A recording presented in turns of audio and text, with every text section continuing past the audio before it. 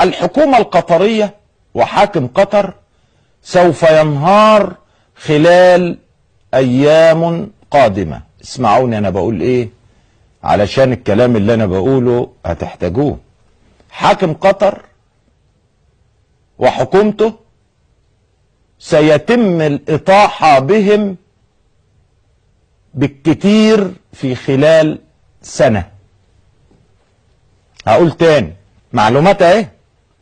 حاكم قطر وحكومته سيتم الإطاحة بهم خلال سنة على الأكثر. ليه يا عم توفيق؟ لأنهم قد قدموا ولعبوا الدور المطلوب منهم وانتهت وظيفتهم.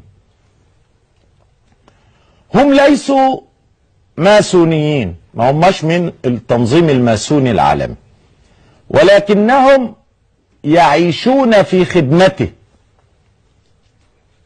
والتنظيم الماسوني العالمي دايما اللي بيخدموه اول ما بيخلصوا خدمة له بيتم التخلص منه. فانا بقول لكم من دلوقتي عشان تبقوا سامعيني وانا بقول كلام ربما البعض بيقول ان هو سبق عصره، ولكن هذا ما وهبني الله اياه. فبأكد ان حاكم قطر وحكومته ستنهار ويتم الإطاحة بهما فيما لا يزيد عن عام من هذا التاريخ.